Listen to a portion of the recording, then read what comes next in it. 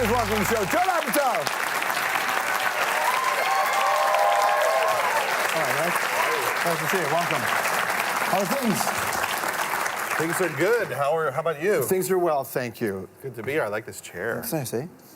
It's fancy. Congratulations, it's really funny. I know that's what you have to do, but it really is funny, man. You like the movie? Quite a bit, actually. Oh, good. It's also seeing relationships from the modern perspective of 40.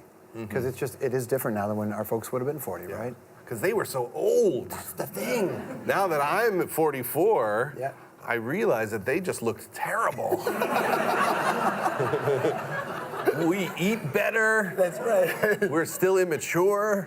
We're far more sensitive to other people's needs. That's right. You know? I mean, I can't even imagine when I was young thinking at 44 I'd want to hang out with any of my dad's friends. Right. And so now it's weird because as you get older, you really don't get that much more mature. You're kind of the same. Well, in fact, your immaturity is stifled so much that you just can't wait for it to break out. That's right. There's that moment in the film, but there's in the bullying scene, and when Paul and the character and Leslie's character are so nasty in the principal's office. Yes. That you're like, that's them at 12. Exactly. Coming out, right? Well, I think that when you're a parent, well, the worst thing about being a parent is that your kids go to school, and after working so hard to get out of school, you have to now track someone else in school and care about if they do well. I mean, I can't believe that I have to, like, do her homework with her. Like, I worked my whole life to not do homework. Just be self-sufficient. That's the lesson. Do it without me. And we're bad at all of it. Like, we can't even do fractions. We can't do anything.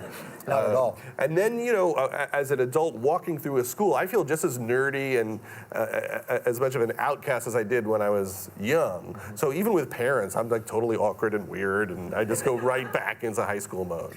Now, here's a clip from back in the day, an old stand-up comic. Oh no! What? Watch. I'm sitting home the other day. I see this guy on TV. He has no arms, and he's playing the guitar with his feet. I'm sitting watching this, just going, I suck. I've done nothing with my life. I can't even play the guitar with my hands. We're back. Back in the day, it was all about shoulder pads. United high shoulder pads, and that's why I quit stand-up. That was as good as that was as good as it got. That's a really good joke. I watched it and went, that's a really funny joke. Why did he walk away from Exactly. that? It's a different headspace, isn't it? It is. Being a performer is a much different thing. And I used to, you know, I came to Toronto with Jim Carrey. I was like one of the producers of his special, Jim Carrey's Unnatural Act, and we shot it here in Toronto in 1991 or 1990. In Living Color too, didn't you? Like, I used to write, well, he used to pay me out of his own pocket to write extra sketches for him. So I wasn't a writer there, but he used to come in and go, hey, I wrote 3 new sketches, but really me and him stayed up all night trying to really give him a lot of, you know, bullets for his gun. And he was just so funny that I thought, I'm never going to be as funny as this guy. I mean, which is actually kind of sad in a way to accidentally wind up as the opening act for the funniest man on the face of the earth. in a hometown gig. Exactly. And then I lived with Adam Sandler at the time, and he was so funny that I thought, I don't think I have any charisma. I mean, these guys, I would walk in a room, and the room would gravitate to them way before they were famous, just based on how interesting they were. And slowly, I just decided maybe I should be a writer. But isn't and what a writer. But Adam is more kind of an anomaly too, because Adam is one of those comics who likes other comics. Yes. Like, he's not an ultra-competitive guy. He is, but he isn't an hour. Did you see that in him? It wasn't that he was never competitive with other comics because he always thought he was going to be a giant star. So in his head, like, I'm not in competition. I'm going to make it and do whatever you're going to do.